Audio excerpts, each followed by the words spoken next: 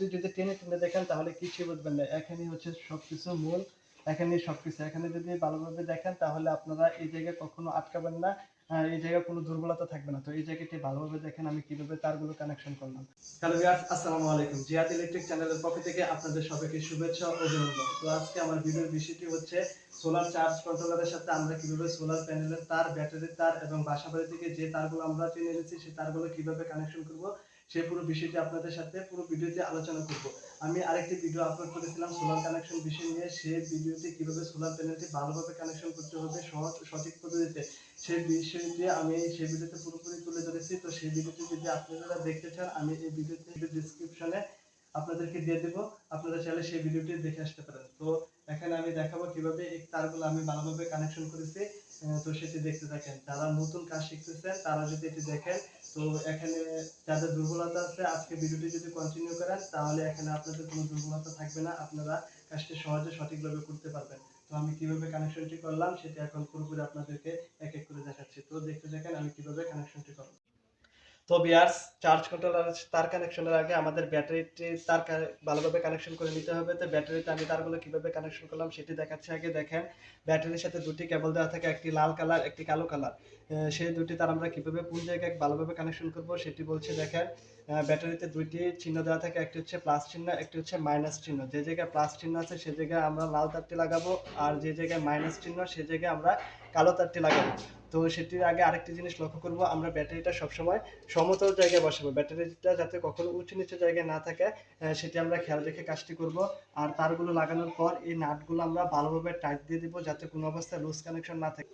এই কাজের পরে আমাদের পরবর্তী ধাপ হচ্ছে আমাদের চার্জ কন্ট্রোলারের সাথে তারটি কানেকশন করতে হবে। তো চার্জ কন্ট্রোলারের সাথে কিভাবে কানেকশন করব সেটা দেখাচ্ছি। চার্জ কন্ট্রোলারের কানেকশনের আগে আমাদের চার্জ কন্ট্রোলার সম্পর্কে একটু ভালো ধারণা থাকতে হবে।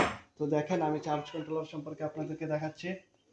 দেখেন প্রতিটা চার্জ কন্ট্রোলারে লেখা থাকে, এখানে দেখেন প্যানেল লেখা আছে, প্যানেলে মাইনাস চিহ্ন প্লাস চিহ্ন দেওয়া আছে, ব্যাটারি লেখা আছে, ব্যাটারি মাইনাস প্লাস চিহ্ন, লোড দুইটা লোড দেওয়া আছে। তো প্রতিটি চার্জ কন্ট্রোলারের সাথে এরকম ডায়াগ্রাম দেওয়া থাকে। সেই ডায়াগ্রাম সম্পর্কে আমাদের ধারণা থাকলে আমরা খুব সহজেই তারগুলো ভালোভাবে কানেকশন করতে পারবো।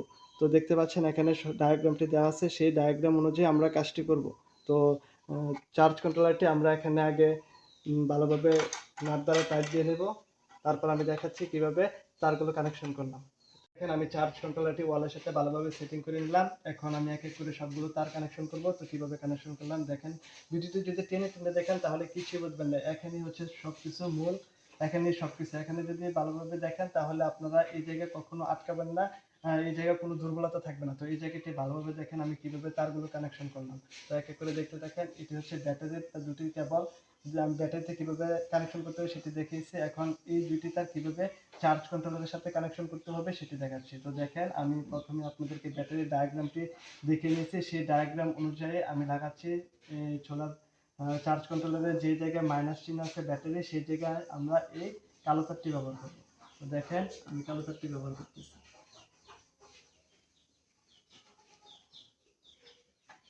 তো দেখেন এক এক করে আমি কানেকশনটি করতেছি। আপনারা ভালোভাবে কানেকশনগুলো করতে পারবেন, কখনো কোনো সমস্যা থাকবে না। আর এখানে যদি আপনাদের বুঝতে কোনো সমস্যা হয় তাহলে অবশ্যই আমার কমেন্ট বক্সে জানাবেন, আমি আপনাদেরকে সবগুলো রিপ্লাই দেওয়ার চেষ্টা করব কিভাবে আমি কানেকশনটি করলাম। এখানে যদি আপনারা বুঝতে না পারেন তো দেখেন আমি কানেকশনগুলো করে নিচ্ছি। আমি ব্যাটারি কেবলগুলো কানেকশনটি করে নিলাম। এখন দেখেন প্যানেলের দুটি প্যানেলও একটি কালো তার আছে একটি লাল তার আসছে। প্যানেলে এখানে প্যানেল লেখা আছে, আমি ডায়াগ্রামে আপনাদেরকে দেখিয়েছি যে জায়গায় মাইনাস চিহ্ন আছে সেই জায়গায় আমরা কালো তারটি লাগাই। তো দেখেন আমি কালো তারটি লাগাচ্ছি।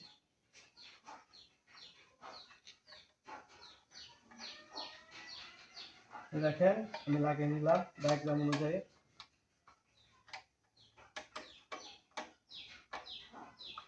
তো দেখেন লাগিয়ে নিলাম। তো ভিউয়ার্স দেখেন আমি প্যানেলের তার ব্যাটারি তারগুলো কানেকশন করে নিলাম। এখন মূল হচ্ছে লুট। আমরা অনেকে লুটকে সেটি বুঝি না, সে জায়গায় আমরা আটকা যাই। দেখেন লুট হচ্ছে আমরা বাসাবাড়ি থেকে যে তারগুলো ওয়ারিং করে নিয়ে আসি সেটি হচ্ছে লুট। আমি এই তারগুলো ওয়ারিং করে নিয়ে আসছি। এখানে প্লাস যে লাল কালার তার হচ্ছে সেটা আমরা প্লাস জায়গায় লাগাবো, আর কালো তারগুলো মাইনাস জায়গায় লাগাবো। তো ডায়াগ্রামে মাইনাস প্লাস চিহ্ন দেওয়া আছে সেই অনুযায়ী আমরা লাগাবো। তো এক এক করে লাগাচ্ছি। দেখেন আমি এক এক করে লাগিয়ে নিচ্ছি। এগুলো কানেকশনগুলো আপনারা ভালোভাবে টাইট দিবেন, কখনো যেন লুজ কানেকশন না থাকে সেটি খেয়াল করে কাজটি করবেন।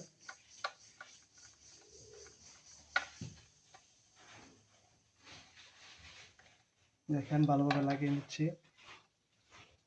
যে জায়গায় প্লাস চিহ্ন আছে সেই জায়গায় আমরা লাল তারটি ব্যবহার করব, যে জায়গায় মাইনাস চিহ্ন আছে সেই জায়গায় কালো তারটি ব্যবহার করব। তো দেখেন আমি কানেকশনটি দিয়ে নিলাম। কিভাবে কানেকশনটি করলাম তো দেখতে পাচ্ছেন। তো ভিউয়ার্স দেখেন আমি তারগুলো ডায়াগ্রাম অনুযায়ী ভালোভাবে সেটিং করে নিলাম। দেখেন সবকিছু ঠিকঠাক কাজ চলতেছে। তো আপনারা যদি এভাবে কানেকশন করেন কোনো সমস্যা হবে না। যারা আজকে ভিডিওটি না টেনে কন্টিনিউ করেছেন তারা নিশ্চয়ই আজকের কাজটি ভালোভাবে করতে পারবেন। যারা অল্প অল্প কাজ পারে এই বিষয়ে ধারণা আছে তারাও যদি এই সেটিংটি পুরোভাবে দেখে তাহলে কখনো এখানে আর সমস্যা হবে না।